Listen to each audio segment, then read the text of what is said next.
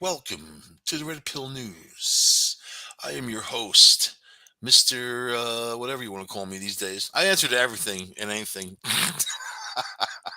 I know in traffic, people are like, "Hey, asshole." I'm like, "Yep, that's me." So, how you guys doing out there? Are you on the verge of a nervous breakdown yet? You're watching the headlines and you see the way people get treated. Oh my God. Oh my God. Is it scary to you that people who have nuclear weapons are threatening to use them all the time? And at the same time, you have people in the media talking about it all the time. The more you talk about something, the more something is likely to happen. The more you talk about something, you start the process of a desensitization on that issue, especially a very sensitive issue. And then people start thinking of the aftermath and what would happen afterwards. Once you're there, you're there. You just have to envision that to happen for it to happen. So, of course, Putin's threatening nukes against, anybody who would interfere in the Ukraine. So let me say it like this: NATO, which we're part of here in the United States, has already interfered in the Ukraine. The Ukraine wouldn't be where they are right now, which I don't even know where that is. Flattened, basically flattened, for most part, a lot part of it anyway. But they wouldn't be able to push the Russian troops back without the weapons that had been supplied by NATO, right? If we said no, that would have been it, really, right? But of course, you see the way things are now. There's no you can't go back in time at this point and change these things.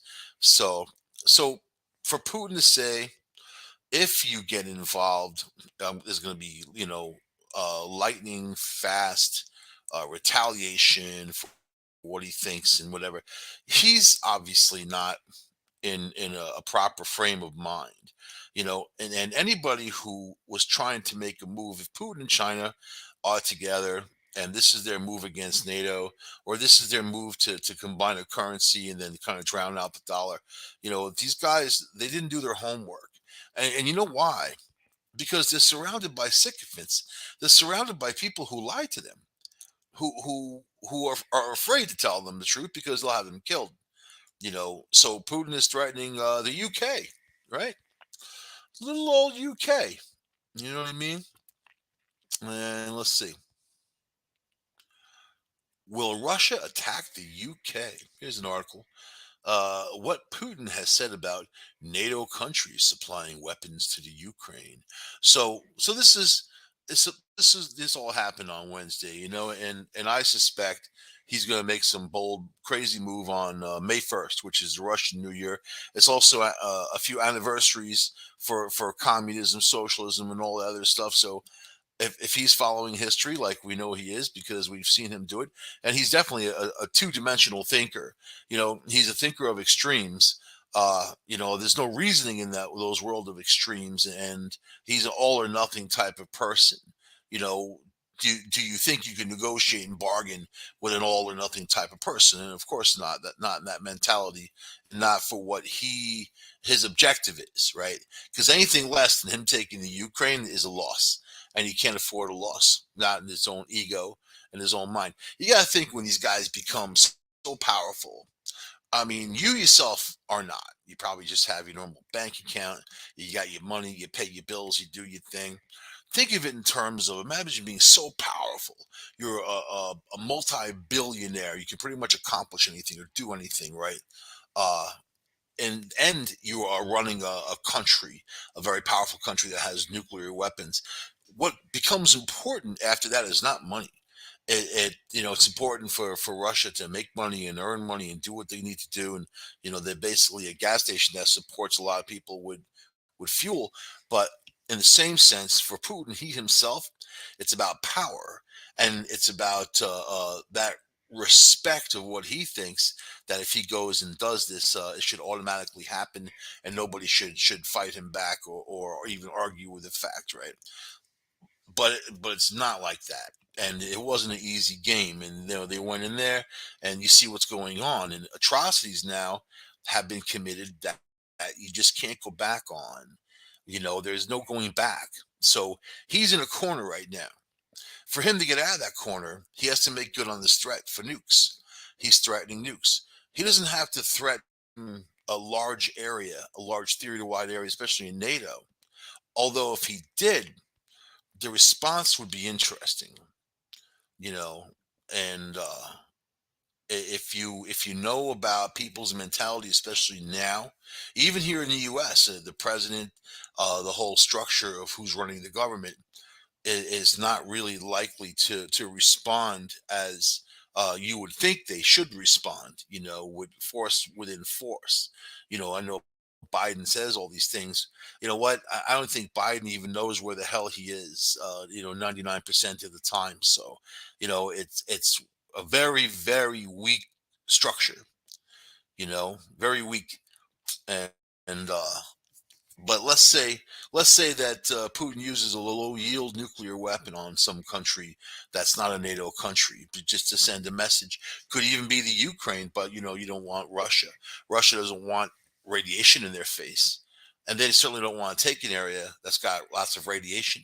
They can work around the around Kiev, they themselves, because basically the areas that they're truly interested in, they basically already have, but they're not going to declare victory and seal those areas off, and the Ukrainians are still fighting against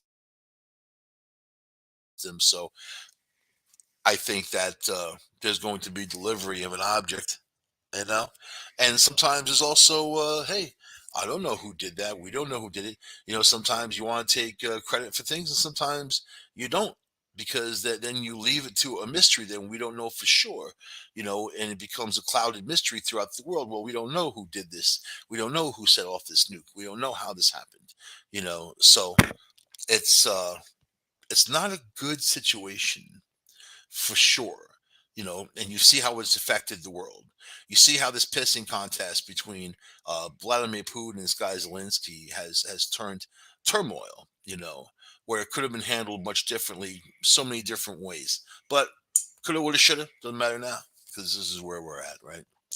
But now he's threatening the UK.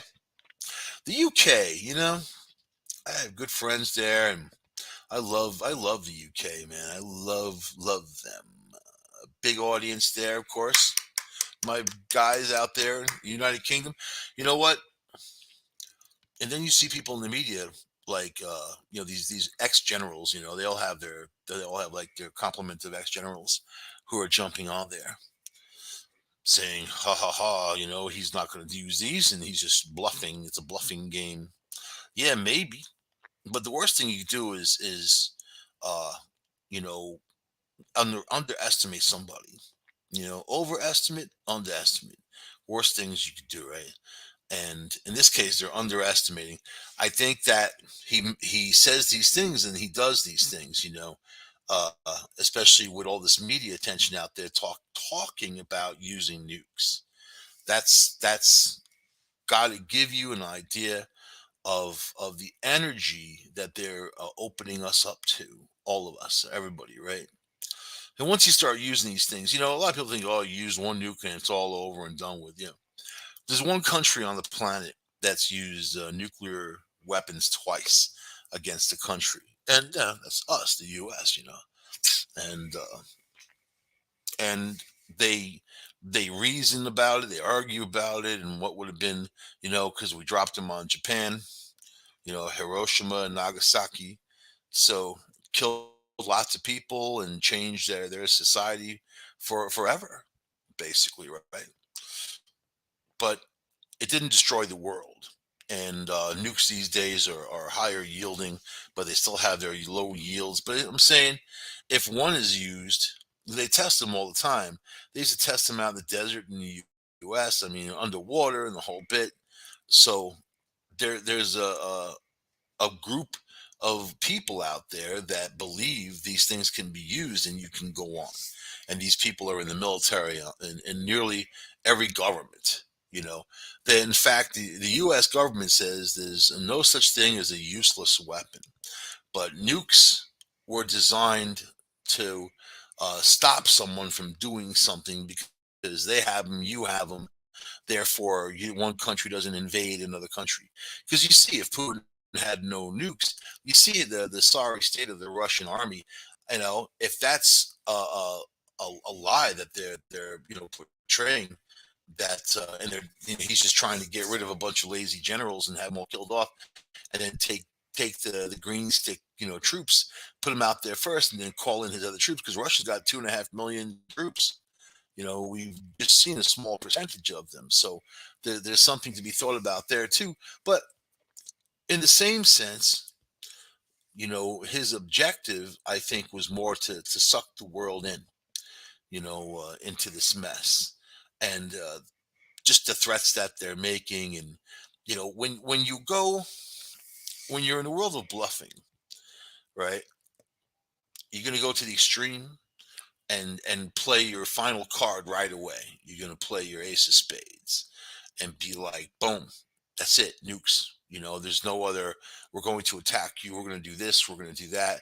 It's going to be answered. You just go straight to nukes. It could mean one of several things, but to me, that's somebody who doesn't leave any room for anything. They're going for a certain point that kind of maybe in their head they're already there. Especially if he does have the problems people say he's got.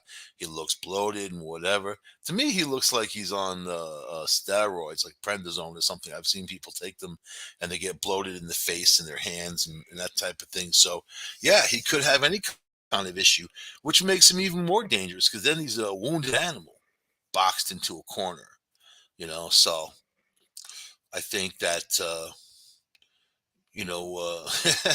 just to show you the world foreign politics, the failure of the U.S. government and foreign politics in this matter.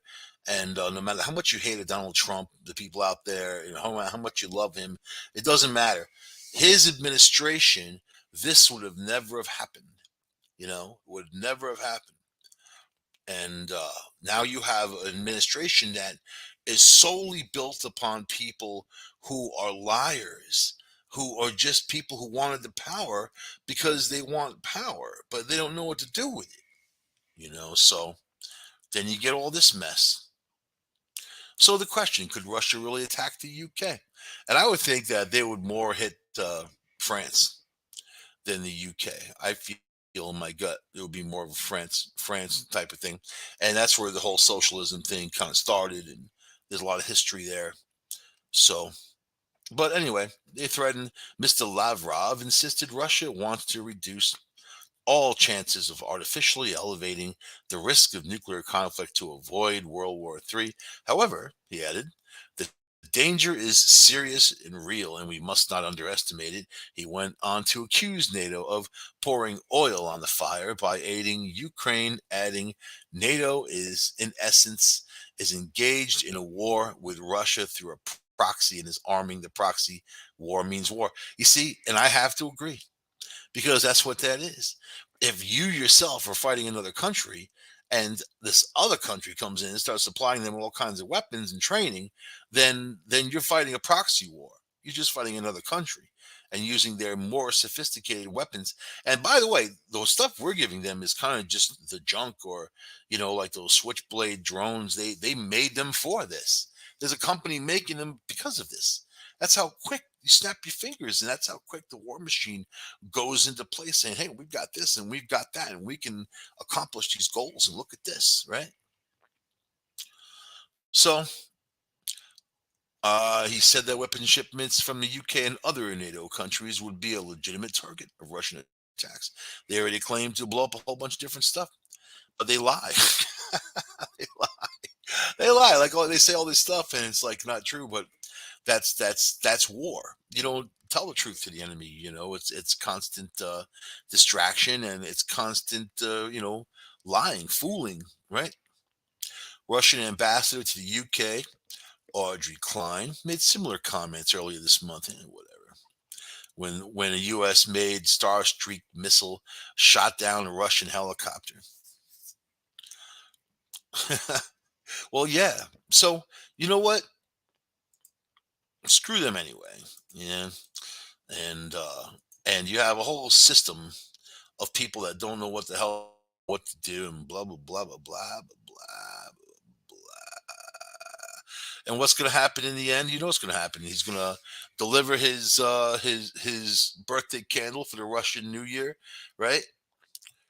And that's going to be whatever they decide to do, they'll do it, and that chilling effect will chill the world because it'll show that they're serious about using them. They're crossing a red line.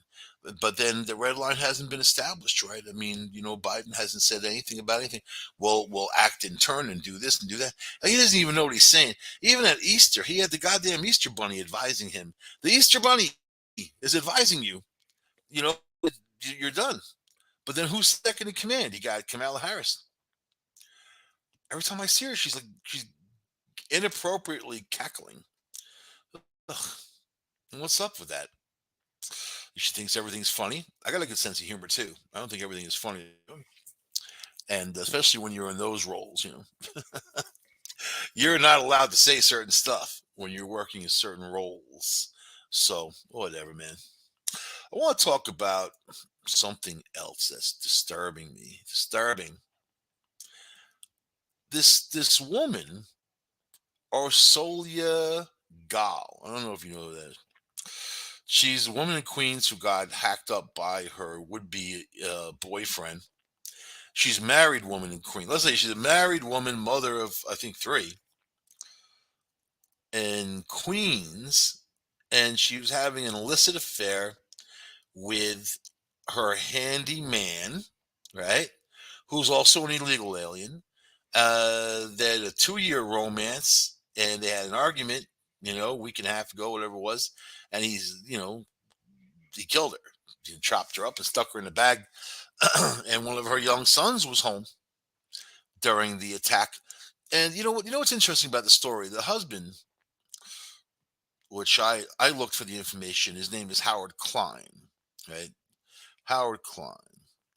So different last name. So he's very wealthy. He's a multimillionaire, and people like that on that level, have some kind of autonomy in the public. If you can afford it, you get justice in America. If you have enough money, you'll get justice, or even better than justice. I mean, people get away with stuff because they have money, right? So it's just interesting how they tell the story about this woman, and then that was her handyman. It also didn't. They didn't go into the fact that he's an illegal alien. Then the liberal media doesn't like telling these stories.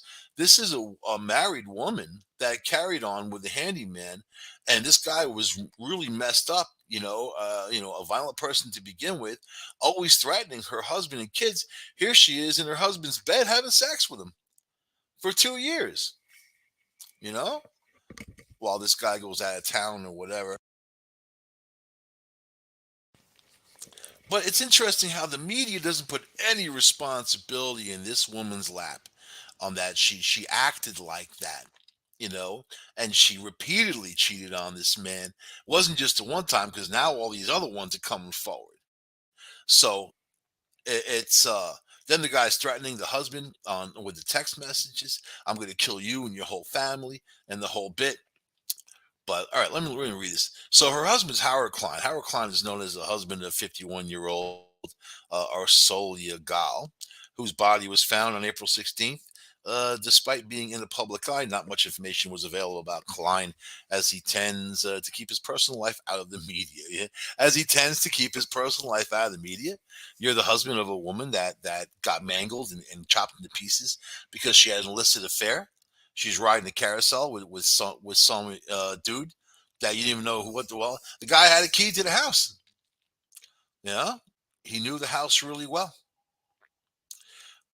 At the time of his wife's murder, he was reportedly in Portland with their 17-year-old son on a college visit. So it's just interesting that the way the media portrays things, who have people who have money, they talked about it was a headline every day. A lot of poor women get killed in New York City too. They don't talk about that at all, maybe a blip or a blurb. So it's just interesting that it's about the power aspect, the money aspect, right? In the same sense, they're not getting into the details on just what a pig, how the piggery of this woman, And oh, well, maybe they had open marriage or what. No, they didn't. The guy had no clue. Had no clue that she was kicking up her heels with not even with people in society that you volunteer for the Met and you meet these people or whatever, and some people on a certain level. She did it with the handyman, right? Did it with the guy who's working there in the house. So, but but you know what? At least they caught him. Now the guy's on the suicide watch. There you go. 44-year-old David Banola was charged with criminal tampering and criminal possession of a weapon, retaliation of gall and whatever. And phew, how, but why does the media do this? What is their point? I tend to think people don't do anything without having a reason to really do it, especially multi-billion-dollar businesses like you'll find in media. You know, but why do it? Why do it?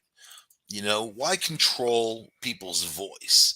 Why keep things from people? When the subway shooter happened, then nobody wanted to say the guy was black in the media, the CNN, and when they were putting out reports of a be on the lookout of Bolo, right? They're looking for this dude, and then they give him a description, but they don't say whether he's white or black or nothing. Oh, if he was white, they would say it for sure. They have no problem doing that, do they? Because there's like this war going on in the media. There's just crazy race war happening, and it's not going to work out well for anybody. You need equality for everybody. You don't need to have one group suffer over another group. There's been too much of that, right? So we're in that world of like look at the way commercials portray people. Look at the way they portray women as being physically stronger than they are, as being more independent than they are. Men and women still have their roles in life, you know what I mean? And people have come, like women have come a long way in the workplace and the whole bit, and they were held back for a long time, but now there's a level of equality happening.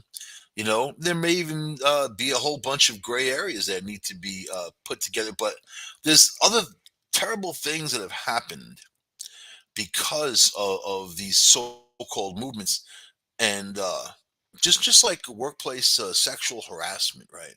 I know people that got fired because they had sexual harassment charges levied against them for telling off-color jokes or doing different things or whatever, and they got canned. And that goes on their record too, and they can't recommend that job to the next job, and they're going to wonder what the hell happened. So there's this knee-jerk reaction out there, also, and when you do that, you take away from the real sexual harassment that happens, the real racism that happens, the real problems out there that are affecting people, not the ones that get paid attention to in the media, because that's just all bullcrap. So these guys can raise money. You think that? Look at Black Lives Matter buying mansions, and what have they done for black people? What have they done for anybody? They've raised billions with a B. What have they done? So they've reached a certain level of financial security, they themselves. But what about everybody that they represent? What about reducing crime in black neighborhoods? What about getting rid of these ghettos? This everybody's crammed together in these terrible buildings. There's things that you can do that they don't do. And let's keep in mind that all these areas that I'm talking about, all of them are under Democratic control, and they have been. So you have to think sometimes you want to change that politic. If you want things to happen, you got to shift things up. But man, what a mess! What a mess, you know. And but I like to heckle them because I'm in the world of I don't care anymore. And I do care and I don't care, but I see how things are and I see how people get treated, and then getting back to the limousine liberals trying to control everything you say. So Elon Musk buys Twitter, big headline, right? And all these liberals are freaking out. They're freaking out. Now, I'm not going to include your basic Democrat in there because I have friends, family who are Democrats who like their freedom, they like their guns, they like their red meat, and They don't support a lot of what's going on, but yet they do support their party. So in turn, they kind of do support what's going on. But that's party politics. And that's politics. I don't like politicians. Period. You know what I mean? I haven't seen anything from them that I'm going to. At least when Trump was in there, he wasn't a politician, and he acted brashly, and he was he just kind of went right through a concrete wall and kept going, and then people hated him for that. And that's because the people who wanted him out wanted the control. Now they have the control, and what are they doing with it? You see, everything is a mess. There's a crime spree in America. There's a crime wave in these cities. People have a lot of problems. The price of goddamn gasoline. You gonna blame that all on Putin? Some of it is, yeah, of course. But gas was going up before that. It was already up over $1 a gallon since Biden had taken over because they're pulling people's permits and they don't want. They're against it. They say that they're against it, so you have to believe them, right? So this is the Twitter storm that came. The limousine liberals want to be able to say whatever they want to say, whatever enters their little minds, but they don't want to be challenged by anyone else. They don't want to debate because they're right and you're wrong. So they want to control all of social media. These people started social media. You think Zuckerberg, people like that, with Facebook, they're in control, right? They're so-called fact checkers. I got fact checked on a Simpson cartoon that I put on. Fact checked Simpsons, a cartoon. That's how stupid it is. You gotta see, so this is just stupid. So yeah. Yes. That's the world we're in. So now you got Elon Musk. He's not a conservative. He's not a liberal. He's nothing. He's kind of in the middle, a libertarian, maybe you could say, right? I think he's pretty balanced. He's probably exactly where I'm at, politically, and where a lot of people are either at or they're getting because they're sick of one side or the other. So he makes the move and buys Twitter. They had a Twitter storm. They had to give people in Twitter days off, healing days, selfie time, whatever they call it. So here we go. Musk announced he would purchase the company for $44 billion on Monday. This is a rich guy using his money to do some good. I went back to Twitter because of this, and I had left Twitter a couple of years ago just because it was a hate fest on anybody that has any kind of idea. You put anything out there that's against their liberal status quo, they jump on you. It's a gang mentality, right? So let's see. Let's get down to the important stuff. The as the Twitter employees were watching this happen, they were physically cringy watching Elon talk about free speech. We're all going through the 5 stages of grief and cycles, and everyone's nerves are frazzled, wrote a senior staff software engineer who called Musk a hole and tried to console his colleagues. We're all spinning our wheels and coming up with the worst case scenarios. Trump returns, no more moderation. The fact that Musk has not talked about what he's planning on doing in any detail outside the broad sweeping statements that could be easily seen as hyperbolic snowboating. These people are the biggest danger to freedom that we'll ever know. These people have the same mentality of the Nazis that killed, you can go back through history. There's a whole bunch of groups just like them that want to just shut everything down, and everything is what they say. You listen to their rules, you live by their rule, you have no free choices, you have no nothing but paying attention to them. And if you speak out of turn, they label you, you lose your job, you lose your family, you lose your life, and you end up in the gutter. That's these limousine liberals.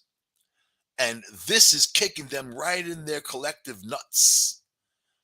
So the response to this is showing you that these people don't want free speech for everyone, just for themselves. just for themselves, so they can attack you on your ideas, attack you. Oh, I remember when Obama called regular working Americans, Bible thumping, what would they go, Bible thumping, gun loving people. When all these guys lost their jobs, these factory jobs, when Obama took over and put all these new rules into place, his response was to call them names.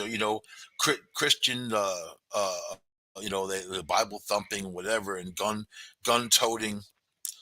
He just degenerated these people. They're mad because they lost. He said they're mad because they lost their cushy factory jobs. Cushy factory jobs. I've been in a few factories, never worked in one, but I wouldn't describe them as cushy jobs. They're jobs where people actually work for a living, not like a senator or a lawyer or some politician. These are jobs where people work for a living, where they break their ass working for a living. The people who supported Trump were the workers of the goddamn country. We're the people who build the roads, the people who make your power happen, the people who come in and fix your goddamn house when it breaks, the people who protect you, the police in those streets. Defund, defund, burn down the police station. Yeah, yeah, really? And what has that gotten you? Oh, now there's a crime wave in these same areas with these same liberals getting killed, getting pushed in front of trains or beaten up or robbed. They robbed their houses or carjacked or robbed in a restaurant. Now they're asking for more cops. Which is it? Do you want the cops? Do you not want the cops? I'm happy with a handgun, a couple of other little rifles. I'm happy with that. You want to get rid of cops? I'll just buy more ammo because that's what this country's become, and you're not even allowed to protect yourself. Oh, God forbid you protect yourself against someone who's, trying to kill you. Let me tell you, man, the rules like up in New York, upstate New York, if somebody challenges you on your property, there's really nothing you can do about it. Even if you have a gun, they can charge after you. There's very weird rules when it comes to that. They have to be in your house and broken in. Even if you leave a door open, that these lawyers will go after that the door was left open. They just walked in. Whatever, man. You have to be very careful, even when protecting yourself. Not in Florida. If someone gives you a dirty look in Florida, they get shot. That's a little too much. You know what I mean? Because I give people some dirty looks, man. I'm also a threatening kind of guy, looking anyway, so I don't need any of that. People feel threatened, they gotta shoot my kneecaps out. That ain't happening. so, so we have these situations where uh, the politics is coming around. People will only take so much crap, and then until they can't handle it anymore. So you got to figure there's a lot of people who are on the right. There's a lot of people, even more people in the middle. Those people who haven't decided, those people who are kind of teetering politically or just are in the middle because they just vote who they want to vote for. You're not really voting your conscience because you're voting for whatever party brings forth whatever character that they can sum up, to that level, right? And then so forth. Right? The Republicans would have never put Trump out there. Trump had the momentum privately and through other areas, that these other guys didn't have. Jeb Bush was their pick. They thought it was going to be Jeb Bush, and that would have been a travesty, or Hillary. Now Hillary, I don't like her. I don't like her as a politician. Let me rephrase this. I don't like Hillary Clinton as a politician, but I have a lot of respect for her as a hitman. You know what I mean? Mucho respect as a hitman. But politician, no. Would she be a good president? She would have had Bill in the background with his beautiful buxom blondes coming to visit the White House, going out to the White House shed, having some fun. If the sheds are rocking, don't come a knocking. That's what I say. Bill would have been running the show. Hillary would have been taking the credit, and he wasn't a terrible president in terms of he looks conservative compared to where the Democrats have gone. But when Bill Clinton was president, he actually ran the country, and if they think Yugoslavia happened and that whole thing, he took care of it. I mean, the guy was tied on. I know people freaking hate him. People hate everybody. You can't say anything nice about anybody. Do I like Hillary Clinton? No. She's fundamentally unlikable. There's nothing to like about her. I wouldn't even be able to be in the same room as her and be comfortable because she's not a comfortable type of person to be around. You know what I mean? Bill, I could sit there and have a few drinks with him. We'd laugh our asses off, have a good time talking about stuff. But Hillary, no. But that's why Trump won. Trump won largely because people hated Obama, and Obama ran the country into the ground for 8 years. And then Hillary Clinton was there riding his coattails, and she was just fundamentally unlikable. Plus, all the shenanigans that happened, you know, during all the lies and all the stuff and whatever. So the fact that these people, again, you remember when Trump won, that these liberals were screaming out. They had video. I couldn't watch like enough of that. You know what I mean? Videos of them screaming in anguish. Trump, if Hillary lost, and they were like, blah. I'm an emotional vampire. I was sucking that stuff up with a freaking Hoover vacuum cleaner, man. Loving every minute of it because it was pure emotion. It was what they thought they were going to get, and they didn't get it. You can't always get what you want. But when you cry sometime because you can't get lost, you're just looking stupid. Boom, boom, boom, boom, boom, boom. So Elon Musk can handle it. He's doing a good job. He's a good guy. I really like him. I don't know a ton a lot, about him, but I liked him because of his rockets. I liked him because of his vision. You know, I liked him because of PayPal. I like PayPal, but all right. And of course, then you have Joy Reid, who's no joy at all. You know who Joy Reid is? She's on. She's one of those people that thinks she can say whatever she wants to say and no retribution because she's a black woman and she thinks she gets a pass. There's people out there because of that. They think they get a pass and they can put hate out there, hate messages. They can say how much they hate white people and whatever and how horrible you are, and and get a pass. That's not right, and it's not working either because you see the way these people are going. Oh, look at.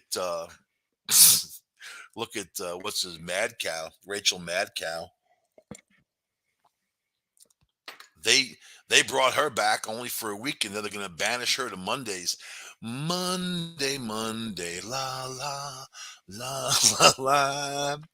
You know you suck when you're stuck on a Monday. Bum, bum, bum. It's one thing if you're on 5 days a week, but nobody wants to hear it because she was only there to cater to the people that network wanted her to cater to, was the ones who hated Trump. So she went on there with all the horrible details of this, that, and all the lies and all the stuff, or all the things that you could assume. And the audience ate that up because they hated him so much. Same thing for that Trevor, what's his face, in the Daily Show, Trevor Noah, right? I think that they're putting so much money into Comedy Channel and trying to keep him afloat. And their whole thing was, well, he went into the pandemic and he was just stuck in a room and didn't have access to blah blah blah blah blah, and he couldn't draw an audience. He has a zero audience, by the way. He, there's 80 shows on the same time his is on. 80 shows, contemporary shows like his show. 80 shows like that. He's 80th. Okay.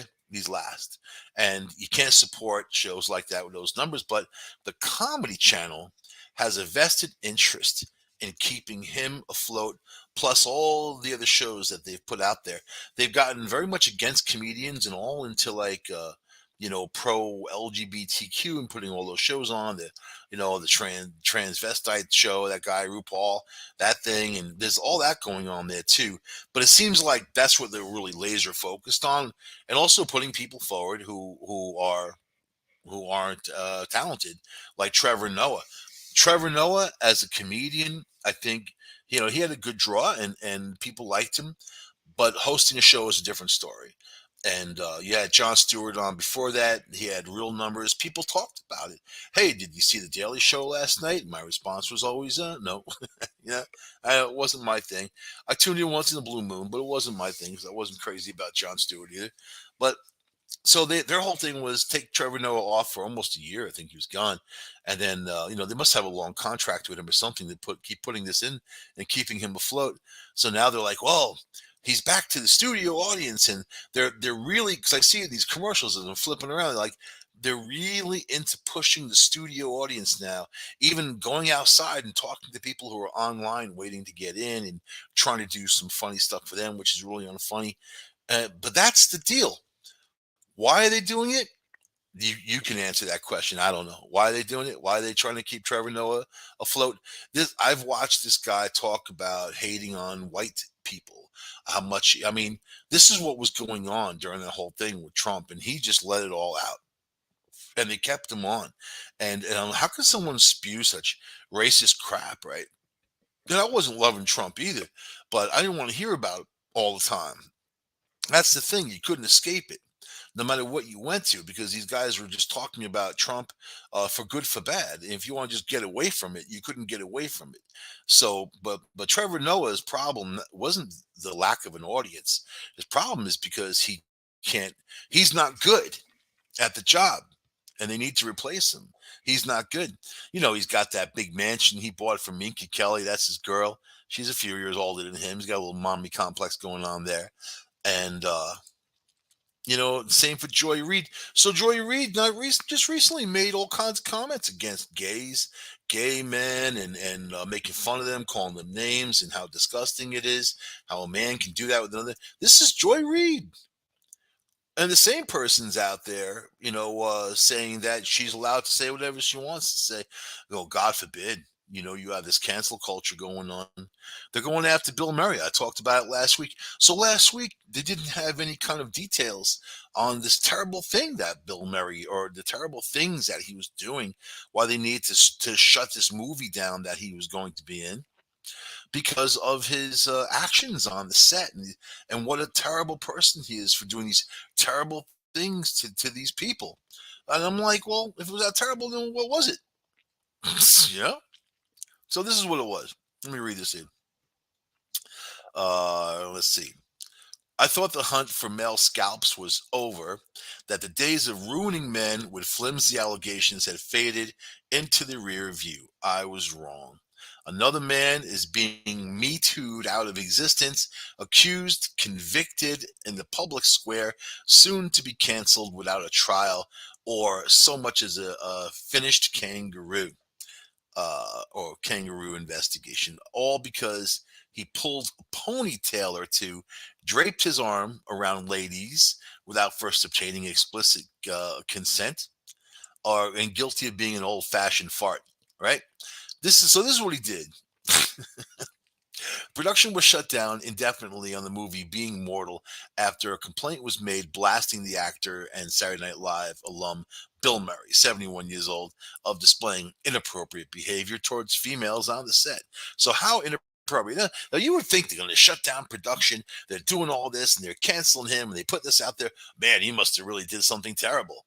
He must have grabbed him or did something, whatever, right? Try to kiss him or do something, right? Pull a Cuomo type of thing, Let's find out. According to page 6, a source says Murray was very hands-on touchy, but not in any personal areas, which is interesting. So what's the personal areas? What exactly?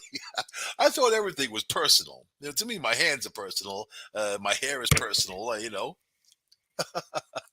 But put an arm around the woman. He put an arm around the woman. He touched her hair, pulled her ponytail in a comedic way, and that's what they shut the production down for. He said it's a fine line, and everybody loves Bill, but while his conduct is not illegal, some women felt uncomfortable that he crossed the line. So what the problem is? Also, the movie was put out by this guy, directed by Aziz, who's a comedian, right? I don't think he's funny. I've seen his act a few times. She's not my taste. And also the other guy, Rogan. These guys are into the pee pee poo poo humor for 7-year olds. When you're a 7-year old telling those jokes, when you're an adult, the people that are into pee pee poo poo humor, I don't know what the hell they're all about. And I mean, but these guys have made a name for themselves. Obviously, some people like to pee pee poo poo. Right? Let's see. I'm not even sure if that line exists, or why the complainer didn't simply tell Mary to cut it out. As another, you know why? Because there's women out there looking specifically to do this to men, especially famous men, so they can get themselves out there and then, like, go after these guys because they have an axe to grind. A lot of people are angry to begin with. They got an axe to grind and whatever, and then they do this. They're out there. They know they can get away with it. Well, look at the girl that stabbed her boyfriend and that can kill them, and they're saying, well, it's self-defense, and the only two of them were there, and that her ex-boyfriend came forward saying she tried to stab him, and she has other things that happened too. No, they now the family, the guy's family, who got killed, wants it to be better investigated because the Miami police shut it down, but because she's a Me Too person and not a Me Too, Instagram, those, whatever, they get naked. She's on there doing porno with the guy, doing amateur porno. They let people go who are women. They let people go, and it's a world. Men should be very scared out there, especially if you're working with women or whatever, because you have to really be able to trust the people that you work with. Otherwise, you can't say anything because anything can be construed about something, right? All right. No other allegations surfaced. Murray is no Harvey Weinstein. He's not a Bill Clinton. He's not accused of groping, injuring, assaulting, manhandling, sexually or otherwise. He's not Alec Baldwin either. Didn't shoot someone and kill someone. Yelling at anybody, using profanity towards such as much as launching a harsh word or a bad breath in anyone's direction. It appears that the beloved performer, long considered one of Hollywood's good guys, is the victim of a smear campaign.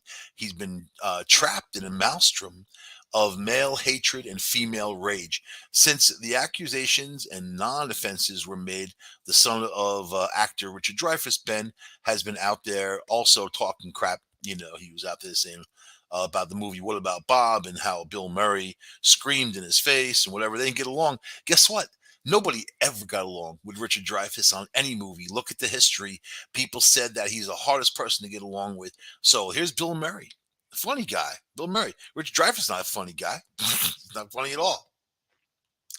Bill Murray's co-star and director Aziz, 39 years old, should know better after conducting a consensual sex act with Ansari in 2018. A woman engaged in a twisted kind of revenge porn aimed at him, posting a viral article and whatever. The thing is, Rogan, this dude Aziz, they're of the ilk that the second something like this happens, you have to jump to it and give in right away without even knowing what the hell happened. It could just be allegations. That's all they need to do is make an allegation against you and you're guilty. All they need to do is say you did it and you're guilty, because that's the first thing people are going to think about. It's going to be in their minds. Even if you go to court, they prove that you're not guilty. It's still going to be poison in people's minds, right? And here's a picture of Aziz, idiot. Uh, let's see. So yeah, a little grab of a ponytail, joking around on the set with people. They should be happy that they're working with this guy. He's a professional and a great actor. He's Bill Murray. He's Bill Murray. Even if I didn't like him, I would like him. You know what I'm saying? So, but the guy says, this world's gone mad. Real sexual criminals should be stopped, exiled from show business, even put in prison. But Bill Murray of the world should, or the Bill Murrays of the world should at most be asked to cool it. Punishing him for flirting makes a mockery of the acting of actual sexual harassment. That's right. Because when you use something too much, people get sick of it. I know you're tired of hearing the word racism. I know you're tired of hearing all these things that people overuse out there, and make it so you really feel restricted. And this is what the politically correct world is giving you. Just keep that in mind. So I'm going to end the show on that note. Uh, you know, and as far as the people like Joy Reid and whatever, yeah, man, they should be Me Too'd out there. She's a horrible person. She's a full of hate. She said Elon Musk is missing the apartheid days. You know what? Because the guy had a life in South Africa and then he came here. So you can just call the guy out like a racist. Elon Musk is a racist, wants the apartheid days because he bought Twitter. That's how sick minded these people are to say something like that. And her network lets her get away with it. I'll talk to you guys next week. Bye.